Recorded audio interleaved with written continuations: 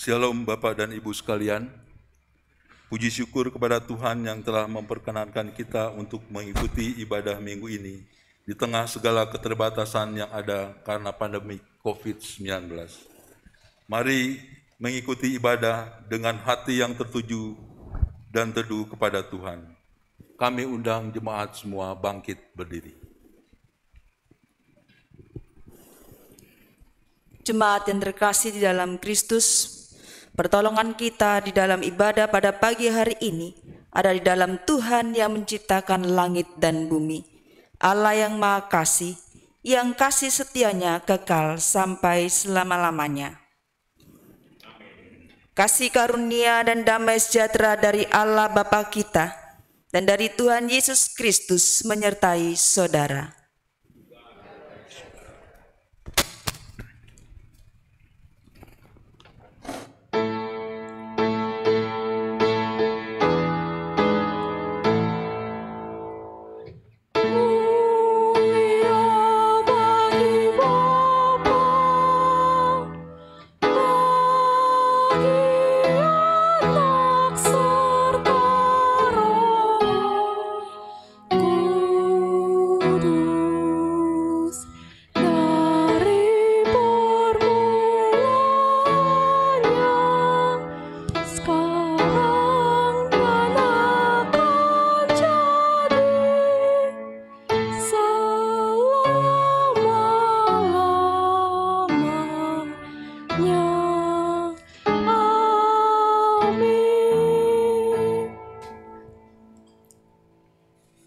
Jemaat yang terkasih dalam Tuhan Yesus Kristus, nas pembimbing dalam ibadah minggu ini terambil dari Filipi 2 ayat 14 hingga ayat 15. Lakukanlah segala sesuatu dengan tidak bersungut-sungut dan berbantah-bantahan, supaya kamu tiada beraib dan tiada bernoda, sebagai anak-anak Allah yang tidak bercelah di tengah-tengah angkatan yang bengkok hatinya dan yang sesat ini, sehingga kamu bercahaya di antara mereka seperti bintang-bintang di dunia. Kita sambut dengan pujian dari KPNR 126 bait 1 hingga yang kedua, Satu Hal Yang Kurindu.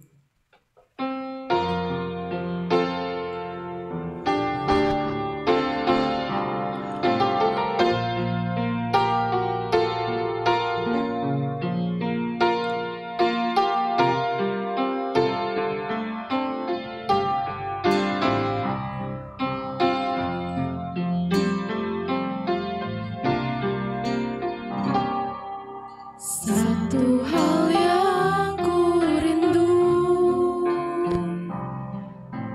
berdiam di dalam rumah-Mu.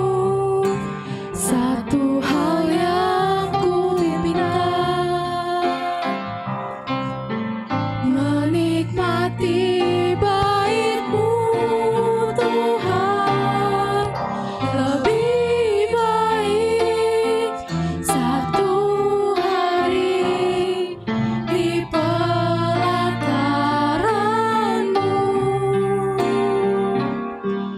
daripada 1000 tahun di tempat lain.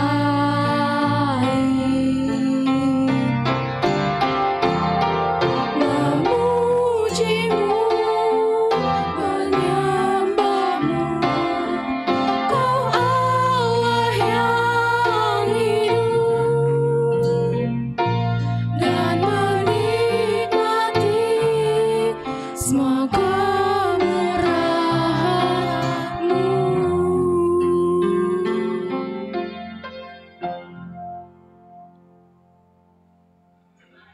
Kasih Kristus, sekarang dengarkanlah hukum Tuhan bagi kita dari Efesus 5 ayat 1 hingga yang kedua.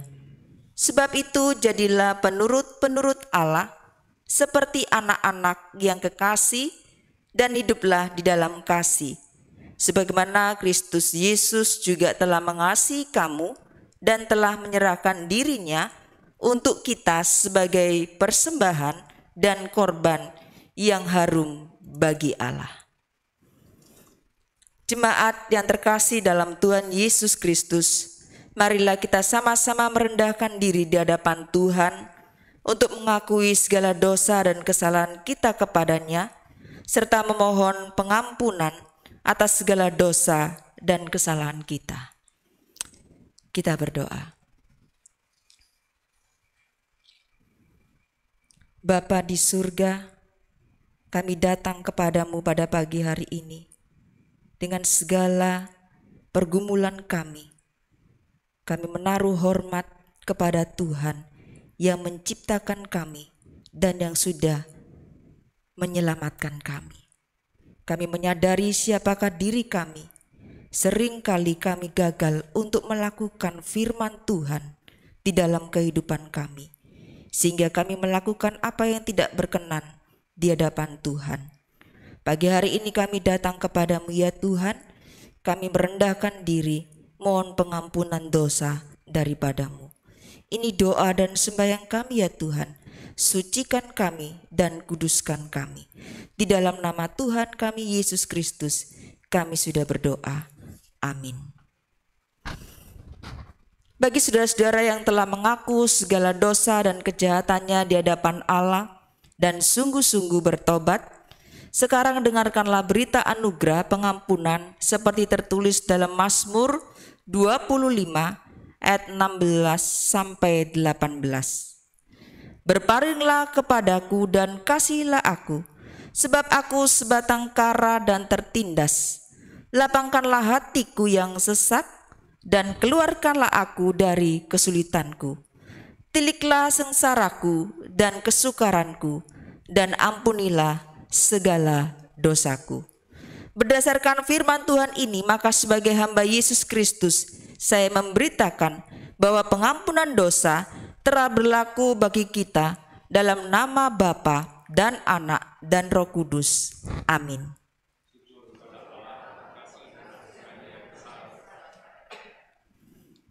Marilah kita saling memberikan salam damai karena Tuhan telah mendamaikan kita.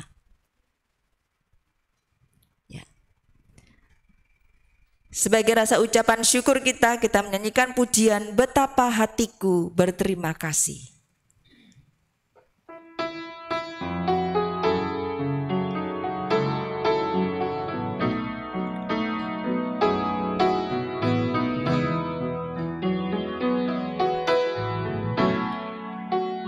Betapa hatiku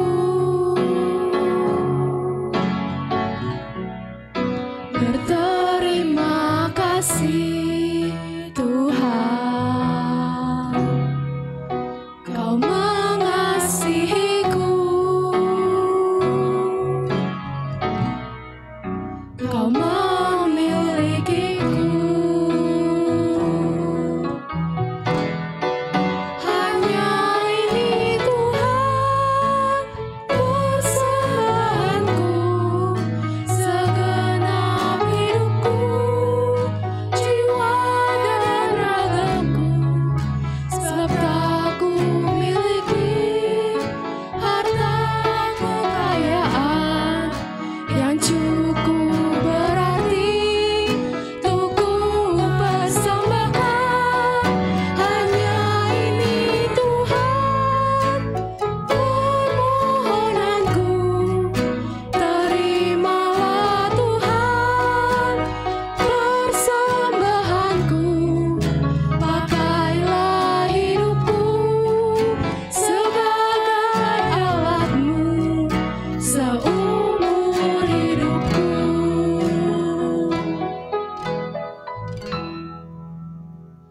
Jemaat silakan duduk. Kita akan mendengarkan kebenaran firman Tuhan, namun sebelumnya mari kita berdoa.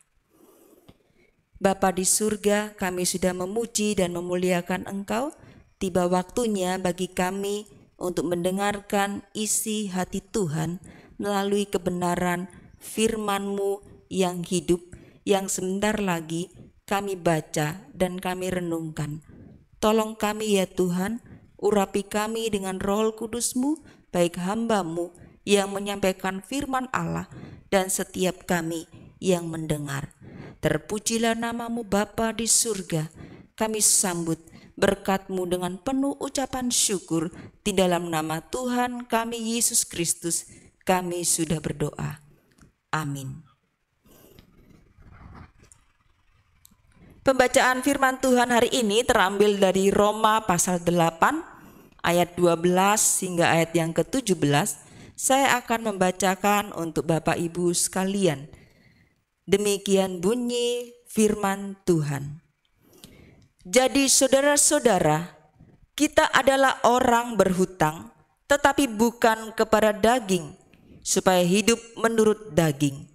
Sebab jika kamu hidup menurut daging, kamu akan mati. Tetapi jika oleh Roh kamu mematikan perbuatan-perbuatan tubuhmu, kamu akan hidup. Semua orang yang dipimpin Roh Allah adalah anak-anak Allah.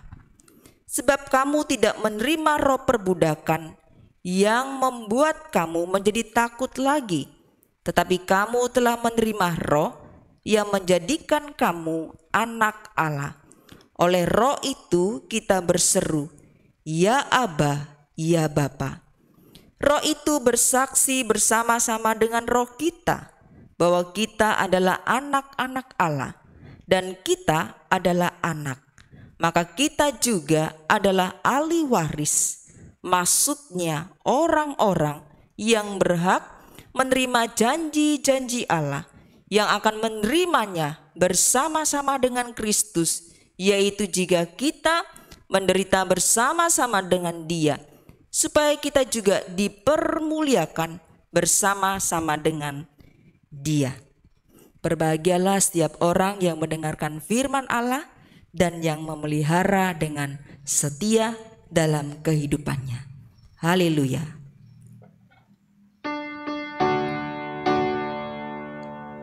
Haleluya, haleluya, haleluya.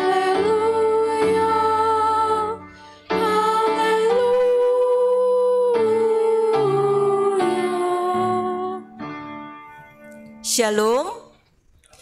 Bapak Ibu yang terkasih di dalam Tuhan, kalau kita membaca dari Roma 8 ayat 1 sampai 11, Bapak Ibu akan melihat bagaimana Rasul Paulus menjelaskan dua prinsip hidup yang sangat berbeda dan sangat yang bertentangan, yaitu hidup menurut daging dan hidup menurut roh. Firman Tuhan katakan di ayat yang kelima bahwa orang yang hidup menurut daging adalah mereka yang hidup memikirkan hal-hal yang dari daging. Ya. Tetapi yang menurut roh, mereka itu hidup menurut roh dan oleh roh kepada kebenaran yang hidup. Lalu firman Tuhan juga mengatakan bahwa keinginan daging, Bapak, Ibu, dan saya, kalau kita lebih mengikuti daging kita, maka kita akan beroleh maut. Ya, kita akan beroleh maut. Lalu di situ dikatakan bahwa Allah tidak berkenan untuk setiap orang-orang yang hidupnya menurut daging. Tetapi orang yang hidup di dalam roh, di situ Bapak, Ibu, dan saya akan menemukan kebenaran dan memimpin kita kepada kebenaran. Jadi di ayat sebelumnya betapa Paulus menegaskan dan menjelaskan, jemaatku, saudara-saudaraku, bahwa hidup di dalam daging itu sungguh berbeda dengan hidup di dalam roh. Nah, oleh sebab itu Bapak, Ibu, dan saya sudah mengerti bahwa dan kita semuanya tentunya harus membawa diri kita dan hidup kita hidup di dalam roh. Nah, Bapak Ibu, dari bacaan kita hari ini Paulus juga menjelaskan setelah kita mengetahui prinsipnya bahwa hidup dalam menurut daging berbeda dan bertentangan dengan hidup menurut roh. Sekarang Paulus menjelaskan status kita, Bapak, Ibu, dan saya sebagai anak-anak Allah. Oleh sebab itu tema kita pada hari ini yang diberikan oleh Sinode adalah hidup sebagai anak-anak Allah. Siapa anak-anak Allah itu Bapak Ibu? Mari kita melihat ayat 12 sampai 16 di sana. Yang pertama, siapakah anak-anak Allah itu? Semua orang yang dipimpin oleh Roh Allah adalah anak-anak Allah.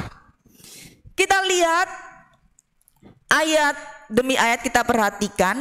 Paulus menyatakan di sini, semua orang yang dipimpin oleh Roh Allah. Tapi tidak semua. Ya, tidak semua. Perhatikan di sini, yang dipimpin oleh Roh Allah itu adalah anak-anak Allah. Gitu. Jadi anak-anak Allah, poin yang paling harus kita garis bawahi, yang hidupnya dipimpin oleh Roh Allah di dalam dirinya. Nah, itu adalah anak-anak Allah. Nah, apa artinya dipimpin oleh Roh Allah Bapak Ibu? Ya, kalau kita sudah tahu, oh hidup menurut Roh begini, lalu kita disebut sebagai anak-anak Allah, lalu apa ya artinya hidup yang dipimpin oleh Roh Allah?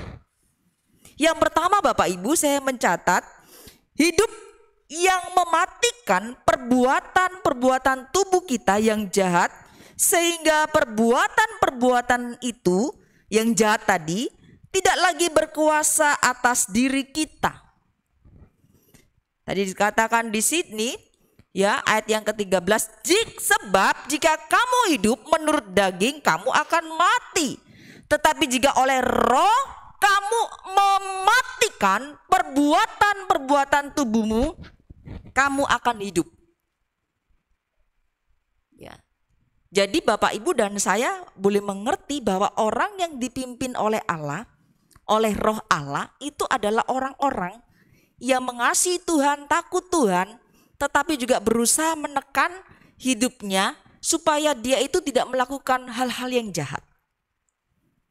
Supaya dia tidak melakukan hal-hal yang tidak berkenan di hadapan Tuhan.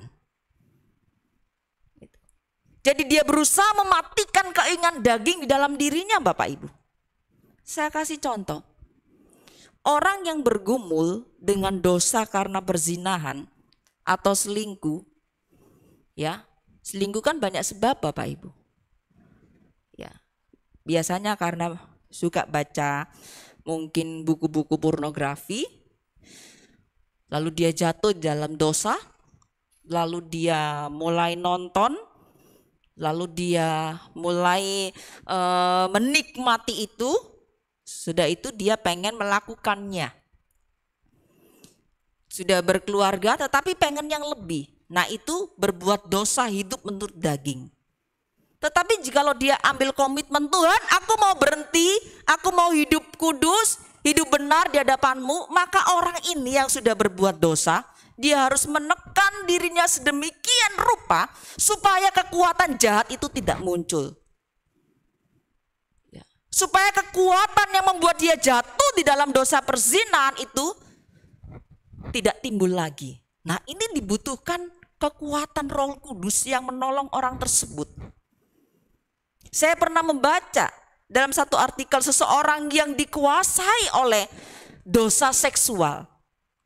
Bagaimana dia melepaskan dirinya, dia berjuang, Tuhan tolong saya. Dia bergumul sekali, oleh sebab itu ketika ada pikiran-pikiran mulai kotor mengganggu dia bangun dari tempat tidur, dia mulai senam. Dia mulai menyibukkan dirinya. Dia mulai melakukan kegiatan supaya apa? Pikirannya tidak ke tempat-tempat yang buruk. Pikirannya tidak memikirkan hal-hal yang kotor, yaitu piktor.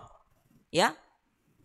Dia menekan dirinya sehingga dia bisa memunculkan supaya Roh Allah bekerja memampukan dia untuk hidup benar.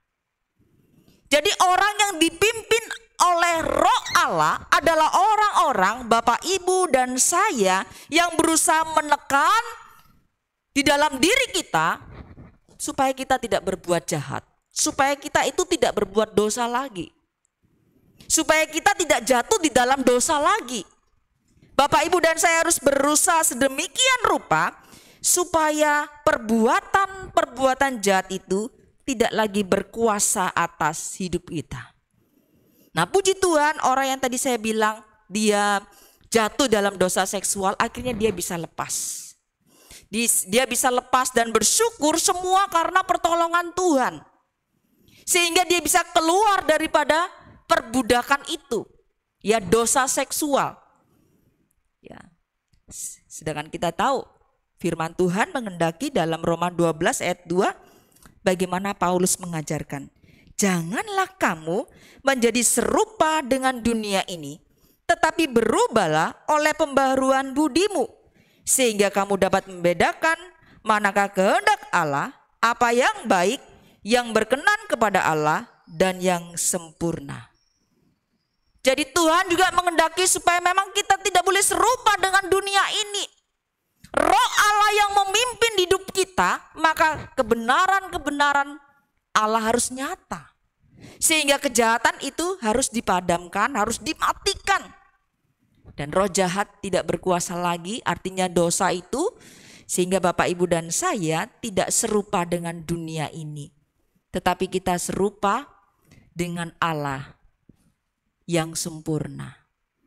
Walaupun untuk bisa menjadi sempurna itu susah Bapak Ibu, tetapi jikalau Bapak Ibu dan saya mengaku jujur di hadapan Tuhan setiap pelanggaran kita dan minta pertolongan Tuhan supaya memimpin hidup kita, maka kita akan dipimpin menuju kepada kesempurnaan. Semakin hari semakin baik, semakin hari hidup kita dipimpin oleh Allah dan kita melalui pembaharuan demi pembaharuan. Yang pertama itu Bapak Ibu, hidup yang dipimpin oleh Roh Allah. Yang kedua, hidup dipimpin oleh Roh Allah adalah hidup kita serahkan supaya kita dipimpin, dibimbing oleh Allah, sehingga Bapak, Ibu, dan saya menyerupai dan meneladani Kristus serta memuliakan Allah.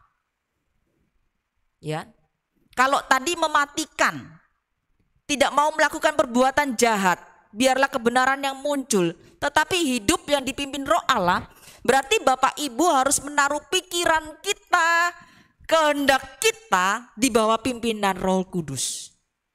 Saya undang Bapak Ibu buka Kisah Para Rasul 16. Bapak Ibu boleh buka Kisah Para Rasul 16, bagaimana Paulus tunduk kepada Roh yang memimpin dia sehingga dia mengikuti Roh itu. Saya akan bacakan Kisah Para Rasul 16 ayat yang ke-6.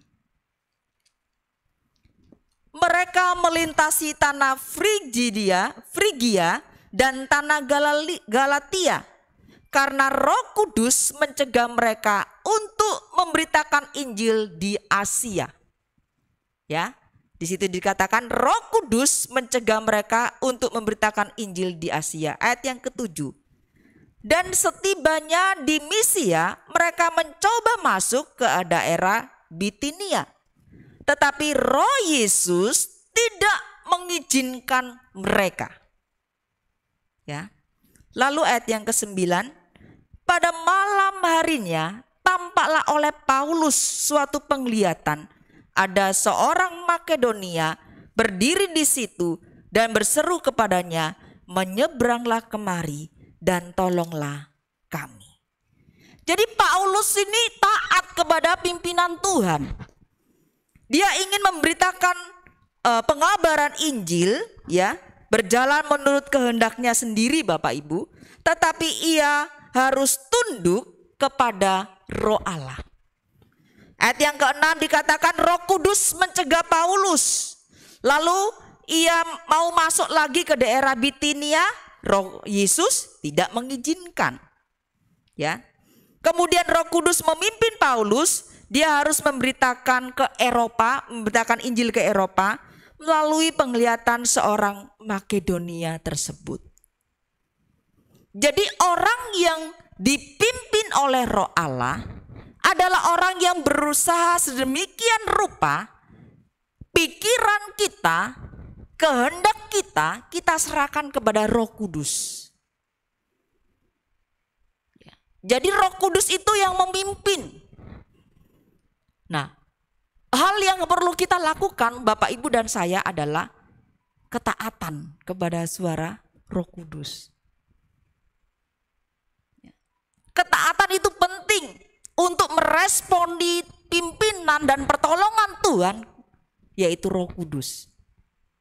Sehingga Bapak Ibu dan saya adalah orang-orang yang memang hidup sebagai anak Allah yang dipimpin oleh Allah.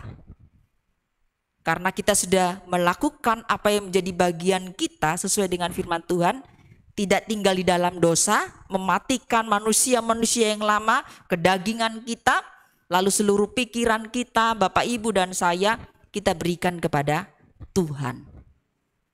Ya. Bapak Ibu yang terkasih dalam Tuhan, perlu komitmen untuk setiap kita.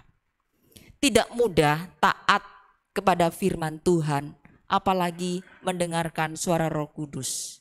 Dibutuhkan kepekaan. Ya. Kadangkala Roh Kudus bekerja di antara setiap kita, membuat Bapak Ibu dan saya deg-degan. Ketika kita sudah mulai melenceng, tidak melakukan firman Tuhan, ini di dalam hati kita tuh deg-deg-deg gitu ya Bapak Ibu ya. Deg-deg-deg itu berarti apa? Bapak Ibu diingatkan oleh Roh Kudus. Jangan berbuat dosa anakku, Tuhan tidak berkenan. Atau aku tidak berkenan. Ini deg-deg-deg-deg-deg-deg-deg. Ya, itu teguran Tuhan. Nah, sekarang respon Bapak Ibu bagaimana? Ya. Atau kita berusaha mengecilkan suara Roh Kudus itu sehingga Bapak Ibu tidak mau mendengarkannya dan mengabaikan Roh Kudus, Bapak Ibu tetap jatuh di dalam dosa akhirnya. Ya. Saya selalu sering mendengarkan dosen saya untuk menceritakan ini dengan satu ilustrasi seperti lonceng bel yang berbunyi. Ketika bel dibunyikan teng yang keras sekali, maka itu gambarannya seperti Roh Kudus yang mengingatkan kita.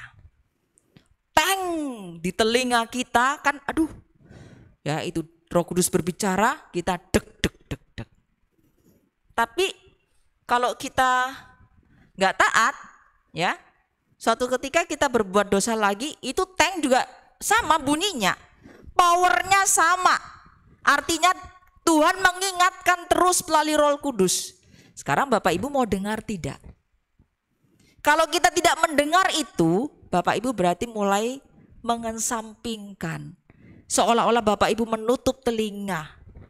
Ya, ada bel kenceng ditutup telinganya. Seolah-olah Bapak Ibu dan saya sudah tidak mau mendengarkan dan menghiraukan, ini deg-degan loh.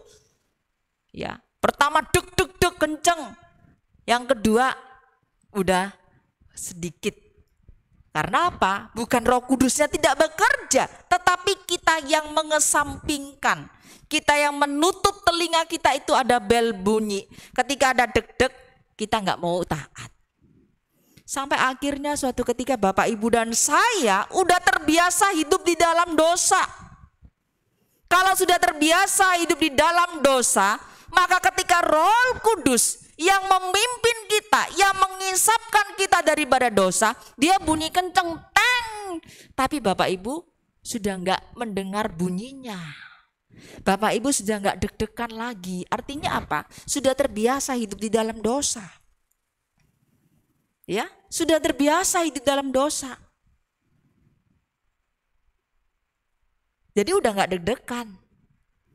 Nah, orang yang hidupnya dipimpin oleh Roh Allah adalah orang yang menaruh segala pikirannya, kehendaknya, hatinya itu kepada pimpinan Roh Kudus. Dia serahkan, dia taat, dia tunduk.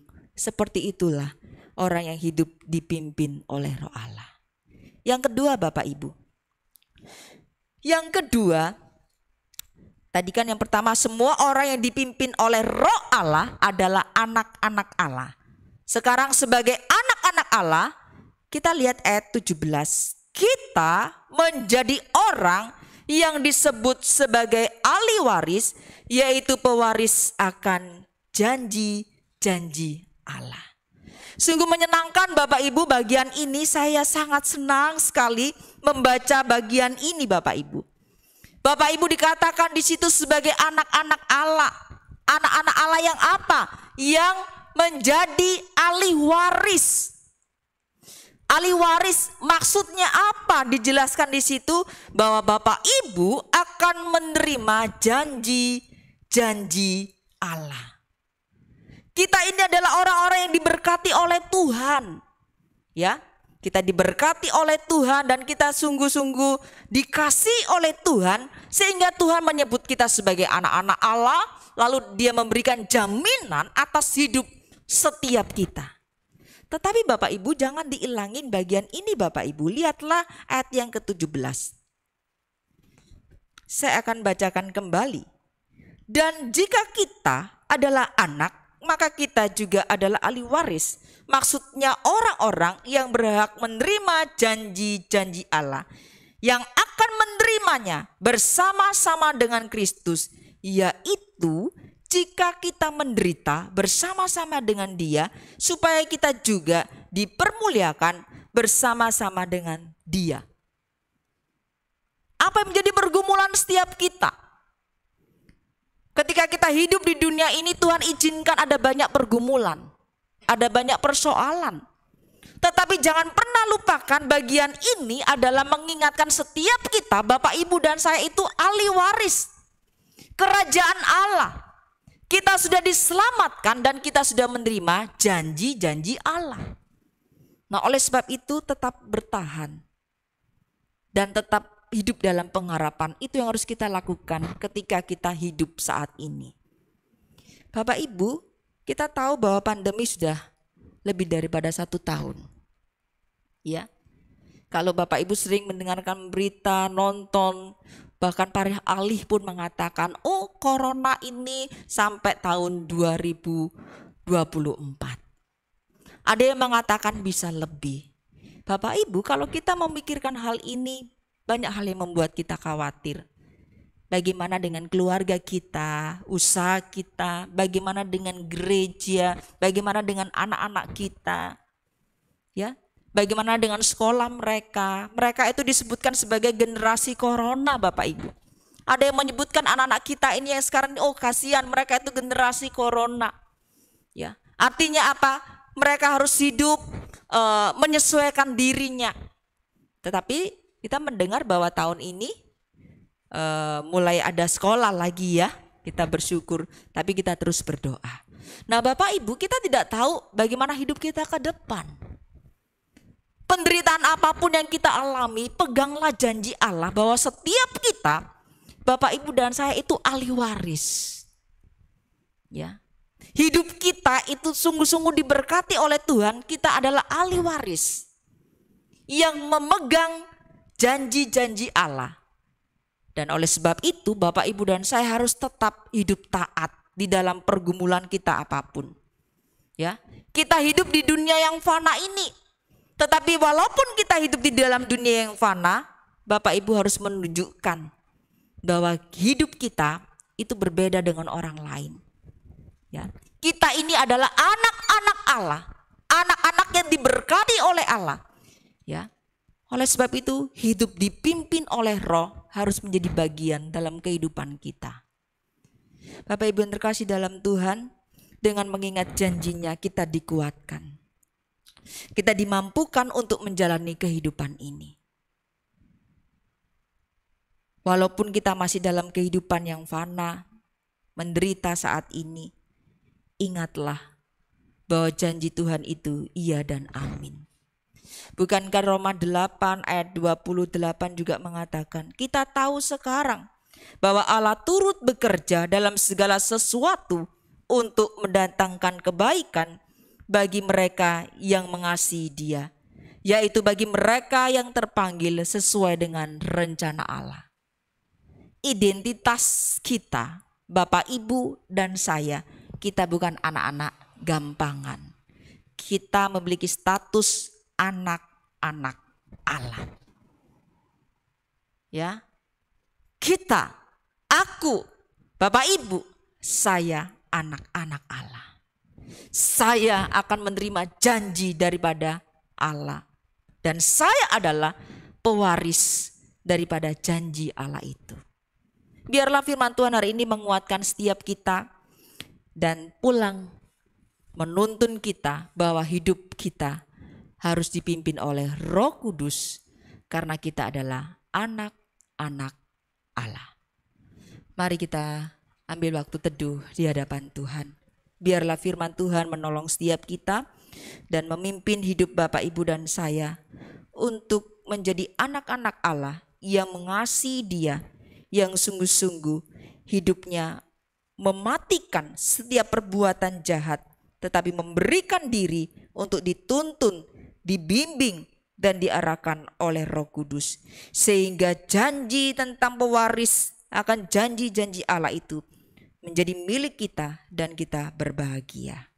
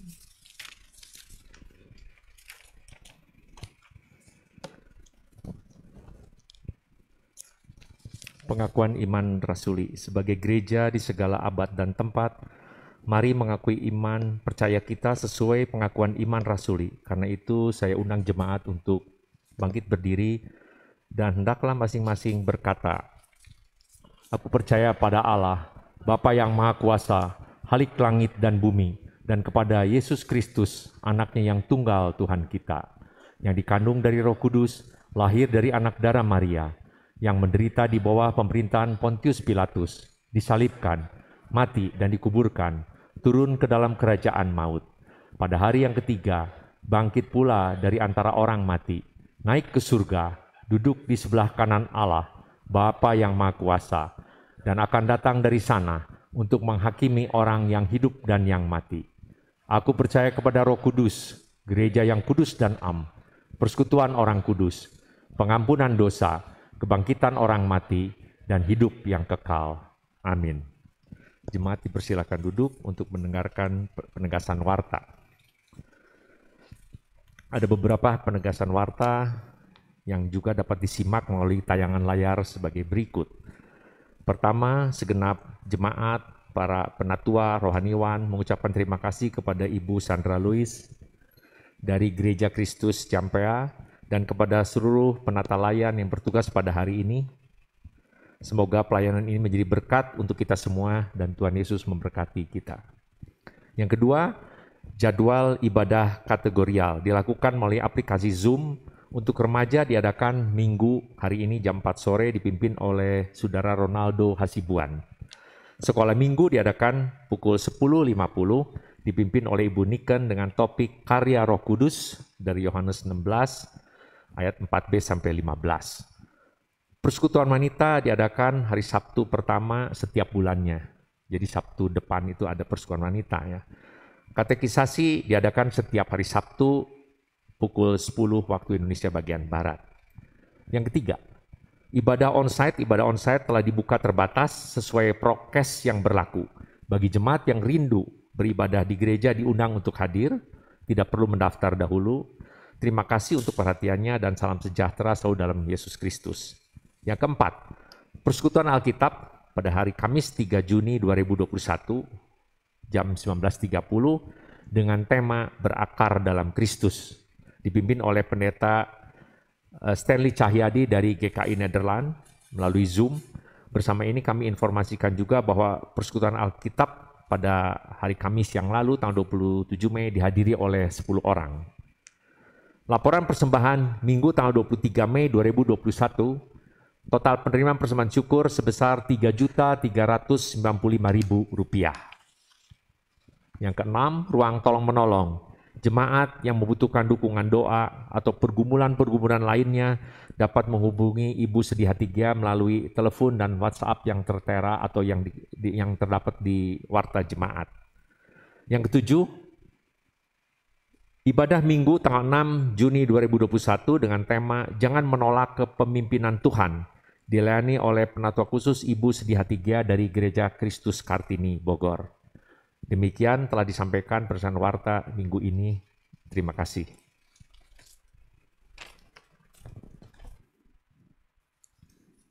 Mari kita bersatu di dalam doa. Bapa di surga, kami sungguh bersyukur untuk firman-Mu yang sudah kami dengar. Biarlah menolong kami untuk hidup taat dan mengasihi Tuhan.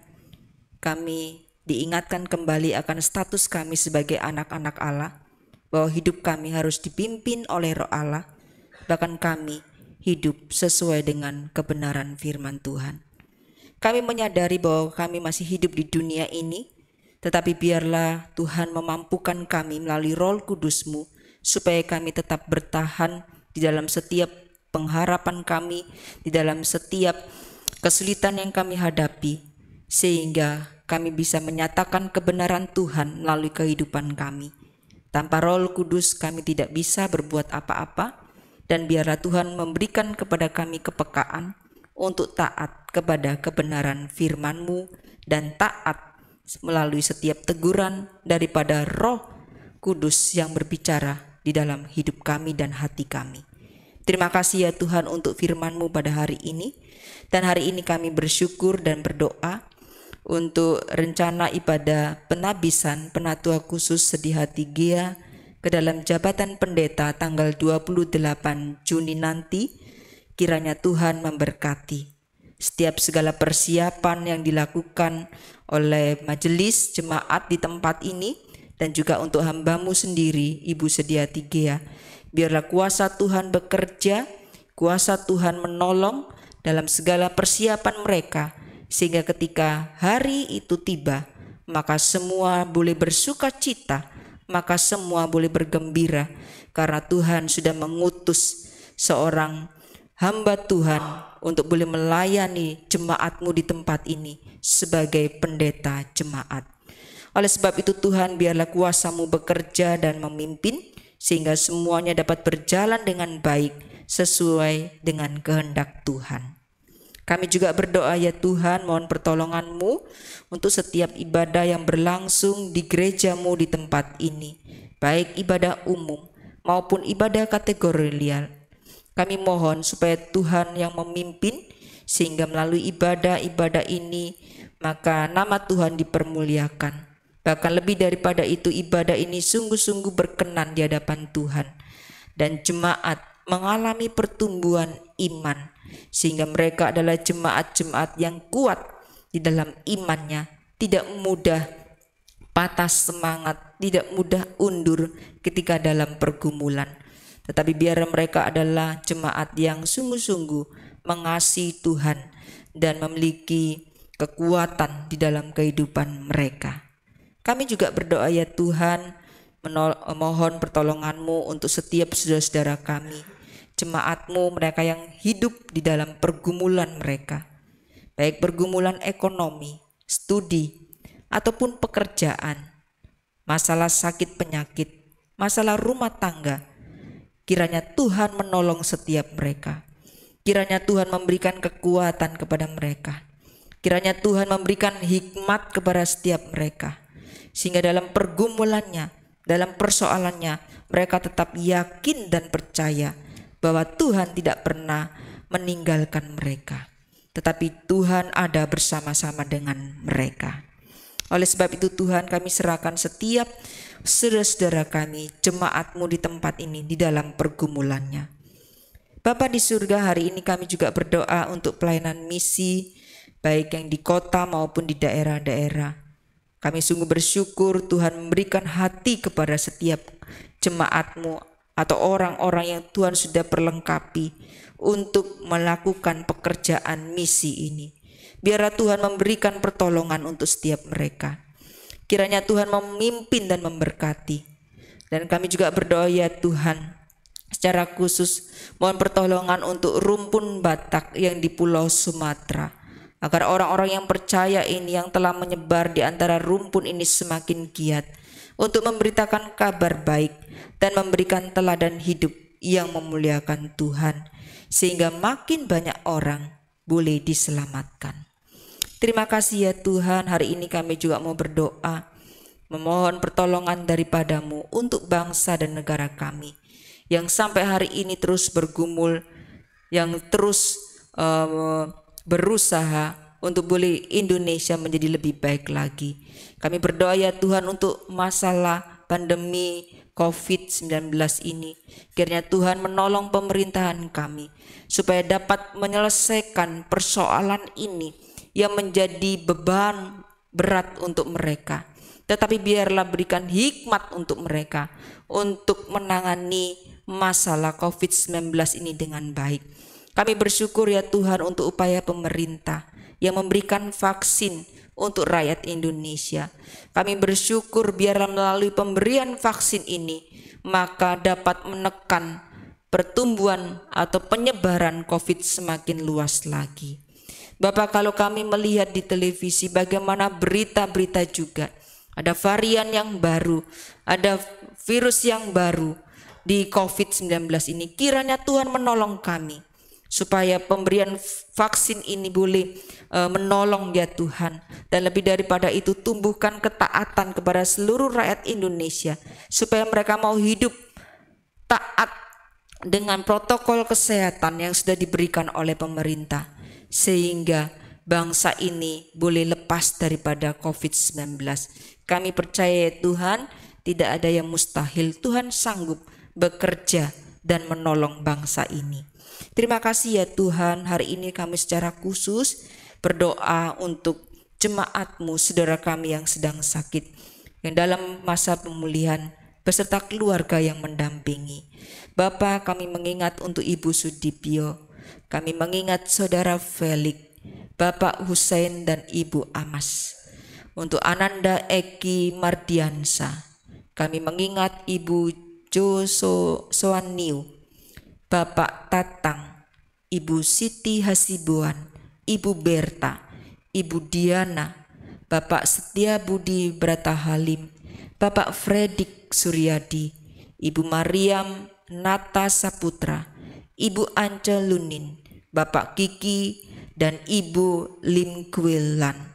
Kami berdoa di dalam nama Yesus, nama-Mu yang berkuasa. Biarlah tangan-Mu yang berlubang paku memberkati mereka. Tuhan menyucikan dan menguduskan mereka. Di tengah sakitnya mereka tetap boleh memiliki pengharapan. Tuhan memelihara, Tuhan tidak pernah meninggalkan mereka.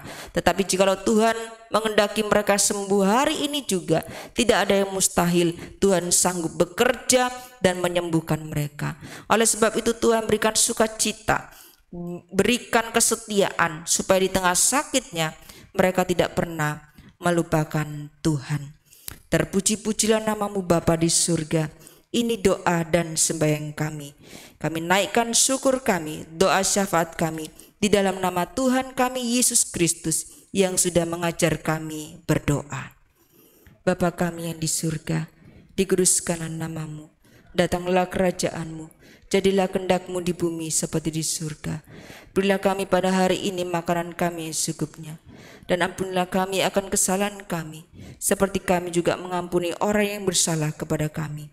Dan janganlah membawa kami ke dalam pencobaan, tetapi bebaskanlah kami daripada yang jahat. Karena Engkau yang punya kerajaan dan kuasa dan kemuliaan sampai selama-lamanya. Amin.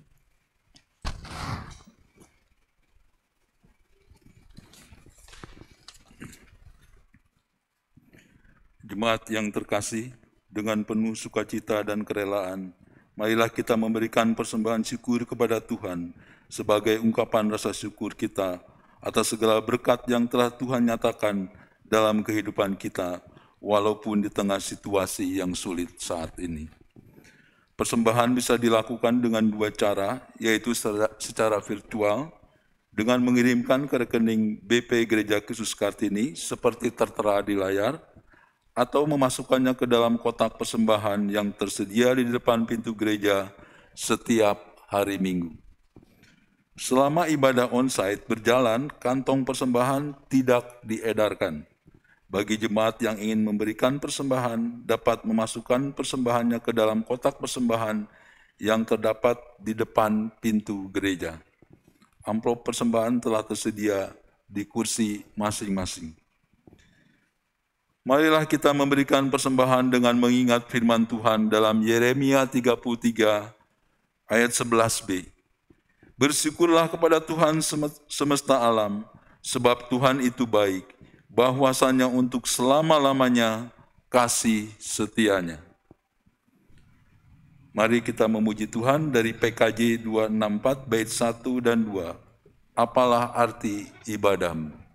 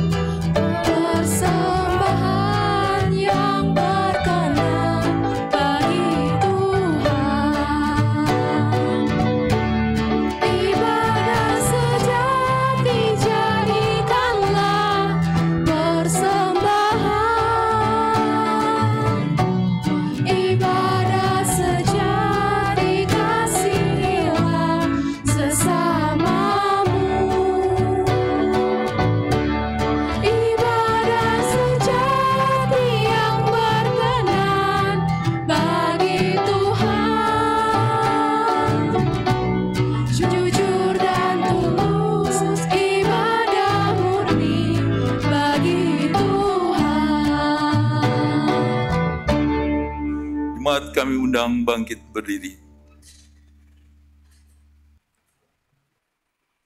Bapa, kami ucap syukur Tuhan untuk firman-Mu yang boleh menyapa dan menegur kami, agar kami boleh menjadi hidup menjadi anak-anak-Mu dengan pertolongan Roh Kudus-Mu, sehingga kami boleh menerima ahli waris kerajaan-Mu.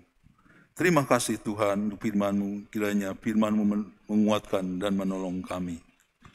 Bapa, pada saat ini kembali kami datang dengan rasa syukur membawa persembahan kami. Kami mohon Tuhan berkatilah persembahan kami, agar terus boleh memuliakan nama-Mu di tempat ini dan memperluas kerajaan-Mu di Gereja Kristus KTD ini. Bapa, kami mohon juga berkatilah anak-anak-Mu yang akan menggunakan dan mengelola persembahan ini. Biarlah semuanya dikelola dengan baik, dengan rasa takut akan Engkau. Di dalam nama Tuhan Yesus Kristus kami berdoa. Amin. Jemaat tetap berdiri.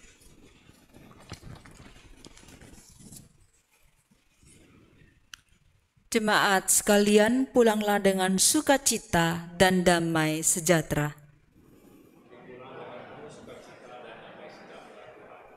Arahkanlah hatimu senantiasa kepada Tuhan.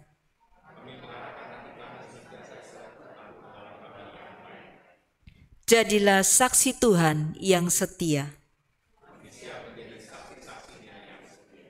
Kita menyanyikan pujian pengutusan dari NR 225 ayat 1 dan 2.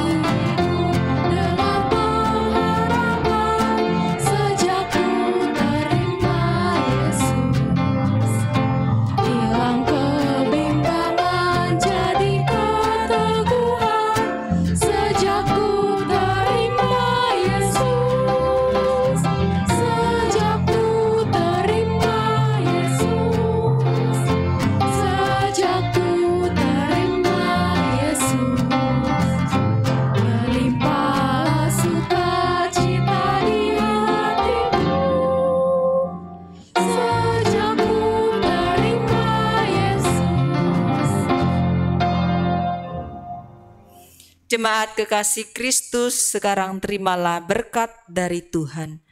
Kasih karunia Tuhan Yesus Kristus dan kasih Allah Bapa serta persekutuan Roh Kudus menyertai kamu sekalian dari sekarang sampai selama-lamanya. Amin.